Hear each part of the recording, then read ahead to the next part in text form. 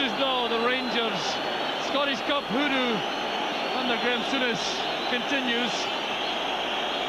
Celtic season remains alive, it would appear, if they can hang on now in these closing few seconds. There's Jakinowski down to Miller, taking the ball to the corner flag. I reckon he will not play this in, he'll keep it at the corner flag. Invite John Brown to play it out. Here's Monroe. We've had more than 2 minutes of additional time played. Derek White cutting across, and Pat Bonner telling his defenders he's in charge. Pat Bonner a little bit intimidated there with that little pat on the head of Ian Ferguson. That sort of gesture might cause trouble. Bonner, the mildest of men.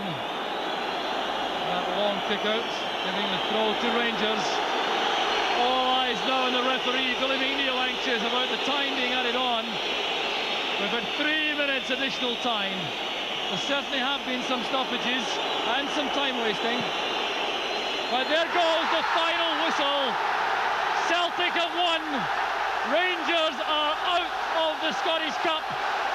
Tommy Coyne scored the goal just on half-time, which has resulted in these scenes of jubilation at Celtic Park. The Celtic players have been in a lot of trouble, and Hazelhaven has Billy McNeill. Billy McNeill, it's Rob McLean, actually, the goal that keeps Celtic's season alive and the game that keeps Celtic's season alive.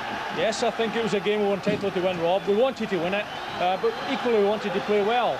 We did play well, and when we were against the cost in the second half, we never looked at losing a goal. I'm delighted for the boys because this victory is down to them. They wanted this victory, they've got it. I hope it's a good night for them. They responded terrifically well, and it was a terrific team performance. It was a superb team performance. You can see the frustration that Rangers feel just at this particular minute, but we're delighted. They can say what they want. We were the better side on the day, and I think we're entitled to win. Paul Elliott is man of the match. Would you agree with that? Absolutely magnificent. Paul's obviously he's had his critique at different times, but I felt he was superb today amongst a team full of superb players. Billy, thanks very much. Thank you. So there's the scene, the Celtic supporters celebrating. They've won this afternoon's fourth round Scottish Cup tie by 1-0. Don't go away, we'll be right back. Park. Jack Charlton, Celtic, were they winners, do you think, today? I think they had the best of the second half. I thought Rangers were a bit unlucky to be a goal down at half-time. But the second half, certainly Celtic pushed on, and maybe that was because Rangers had to push a few... Well, they threw another man on up front, left him a bit thin across midfield, and Celtic got at them on the break, and maybe could have scored again. You were saying towards the end to me, Jack, that Celtic were giving away... They were playing a bit naively. They were giving the ball away when they should have been holding on to it. Last 5 or 6 minutes, I couldn't believe it. I mean, Chris Morris is playing balls short into people's feet that are coming off and getting them... I mean, the butcher tackle, he invited his player to get killed. You know, and there were a few times like Paul McStay on the right. He's trying to play balls to wide men instead of knocking the ball in behind him. Once you turn a defence at that stage and you make them go fetch the ball and you chase them, you gain time. And they were trying to play game. They were trying to waste time, which was antagonising the referee. Had they done it in the correct way, I mean, this has been a fault of Celtic for a while. I've seen Celtic do this. I saw them do it in the European Cup tie here when, you know, instead of playing for time, they were trying to score another goal. And they must have been giving Billy McNeill heart failure. Heart failure. You're a manager, you know how that must feel. That's right. I mean, you give the ball to your goalkeeper who humps the ball up the other end. Right. Or you play the ball in behind people and you turn them in and you chase them. If you let them go bring it back, they get an advantage. But, I mean, Rangers in the last minute might have equalised on a ball that was played wide. I think it was Stephen got on the ball, knocked it to his fullback. It wasn't closed down. Ball got played in and somebody whipped it over the top of the bar. I mean, you shouldn't have a chance like that at that stage of the game. The ball should either be in the back of the crowd or right in the other corners where you're having to go fetch it back from. But preferably in the back of the crowd. Paul Elliott, man of the match, Jack. Now, you said to me that certainly would be your choice of player. Yeah, I thought Paul Elliott was... The second half was brilliant. I thought he won everything, his attitude and his aggression. He won everything, he cleared everything, he never gave a chancy ball in the game.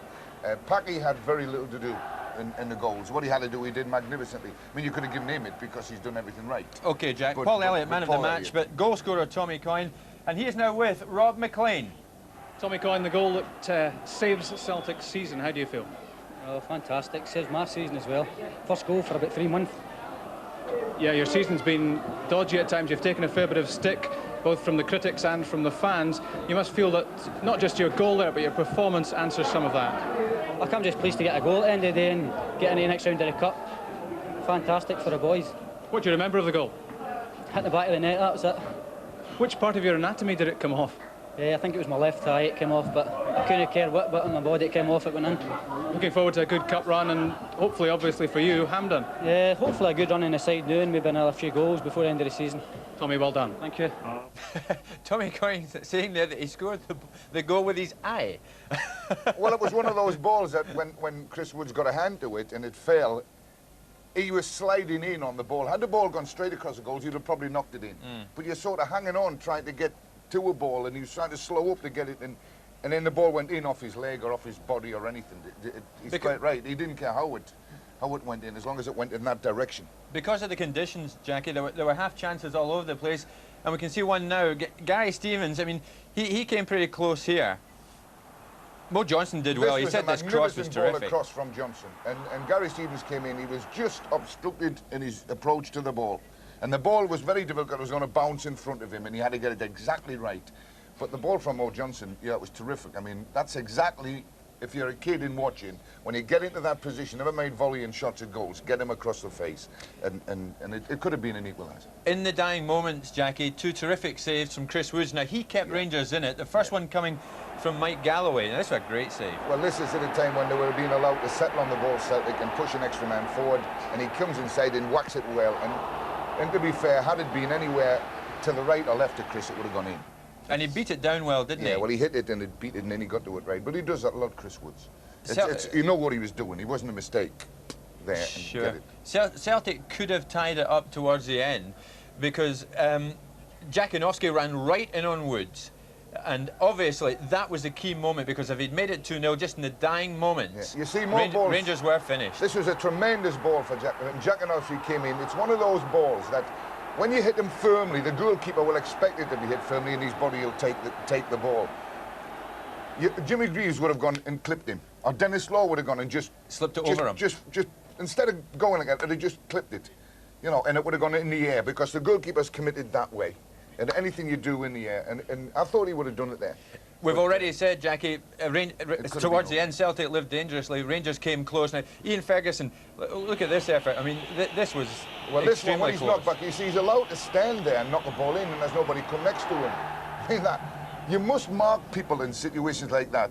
Somebody's got the man on the ball, somebody's covering, somebody get the man that can knock it in. If the ball doesn't get played into the box, there's going to be no problem.